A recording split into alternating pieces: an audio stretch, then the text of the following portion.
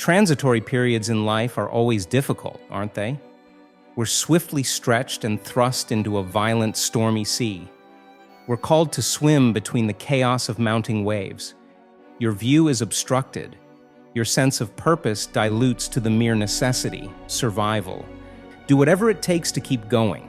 You now find yourself completely bogged down, tangled up in the knotted harnesses of work, family, friends, errands, projects, and responsibilities, trying to balance the myriad of activities while attempting to keep this ship afloat amidst all the uncertainty ahead. You're now thrown way off balance, left with no time for yourself. So much so that the very moment the waves scatter and the sun peeks its rays through the thickness of dark clouds, and you finally sit down to take a second to just breathe, it suddenly hits you with the weight of a limestone rock. I'm so exhausted. Quite honestly, this is how I've felt over the past few weeks. And for the first time since launching this channel in 2023, I've gone almost 3 weeks without publishing a video or posting anything. This has been a year of transitions for me, and rightly so, a year of transitions for many others. For me, it was a transition in relationships, a transition in professional career trajectory, a transition in geographical location, a transition in creative projects, and it all hit a home run towards the end of August.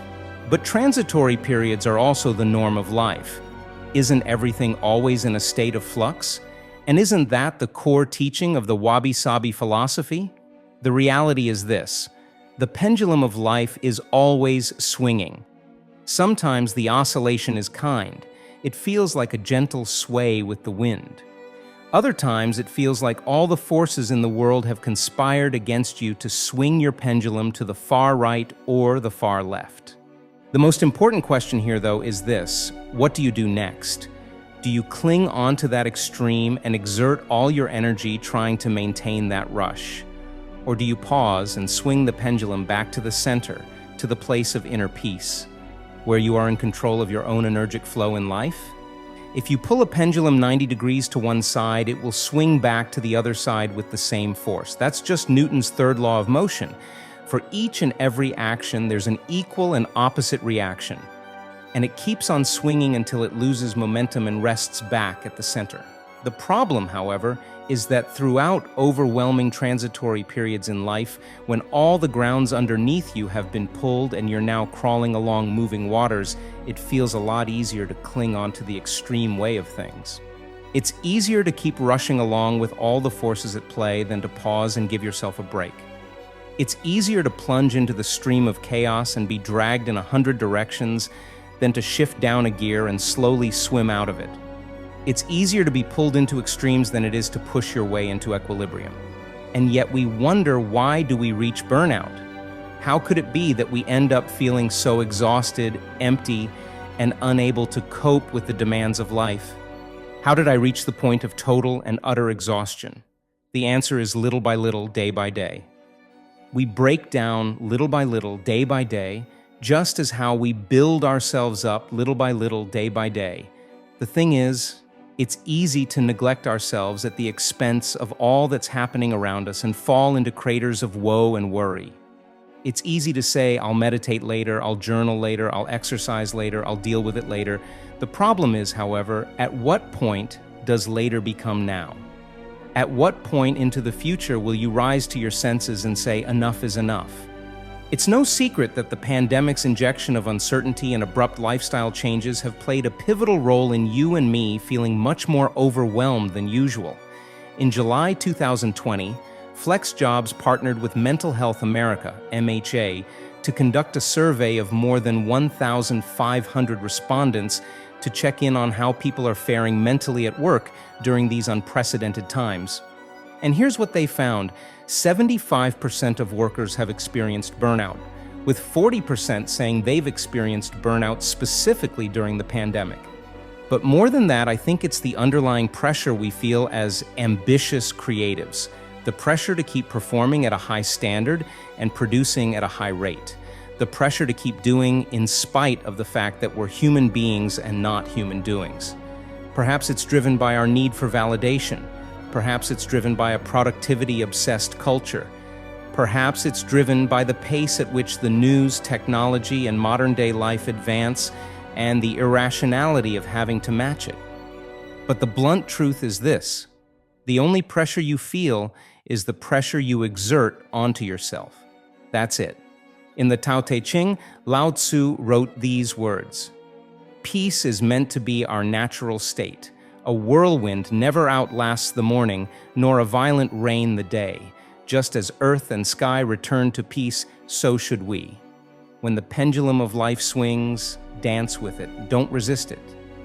But when it veers off to the extremes, when it pulls you way out of balance, you owe it to yourself to raise the white flag and retreat back to the center. You owe it to yourself to slow down and return to peace. You owe it to yourself to smash the shell and release all the pressure. You owe it to yourself to stay centered and balanced, emotionally, mentally, and physically. Why? Because it's much healthier for you to face the storm bearing balance than to be burdened by the trap of playing along with the game of extremes. In other words, that's the only way you can avoid crashing into burnout. As Pema Chodron reminds us in her book, When Things Fall Apart, a thoroughly good relationship with ourselves results in being still, which doesn't mean we don't run and jump and dance about. It means there's no compulsiveness. We don't overwork, overeat, oversmoke, overseduce. In short, we begin to stop causing harm to ourselves. So how do you stop the pendulum from swinging to the outer edges? Amazingly enough, you do this by leaving it alone, writes Michael Singer in The Untethered Soul. It won't keep swinging to the extremes unless you feed the extremes with energy. Just let the extremes go, he continues. The salient idea here is simple. When things get a little crazy, don't fall to that level of chaos. Rise to a level of serenity instead. Take a few days off, live a little, do something that enriches your soul, work-free, duty-free, errand-free. Give yourself a break and do something that feeds your soul, and you will feel alive again. Wander out of the chaos of daily life and you will naturally swing back to the center. You will naturally flow back to it because you've now engulfed your soul with more richness, solitude, laughter, friendship, sunshine, play, and that leaves your mind and body brimming with vitalizing energy, bursting from your inner springs of peace. And that's all this is really, a gentle reminder. When life gets too chaotic and you begin to feel so overwhelmed, make it your utmost priority to put yourself first. By slowing down, finding your balance, and swinging the pendulum back to the center, here are some ideas. Spend some time alone in nature. Explore the art of doing absolutely nothing. Gather a good group of friends and do something fun. Drop everything and play with your creativity for a full day. Disconnect from everything for 72 hours and go on an adventure. Focus only on what's necessary right now and place everything else on hold. I decided to take a break from writing and publishing only to resume when I felt ready again. All these things will give you back control of your energy. All these things will make you feel alive again.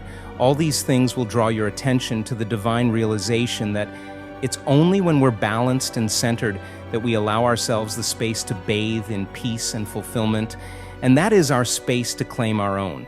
And all these things will remind you of what you regularly need to be reminded of, that life is quite simple. It's just us who insist on complicating it.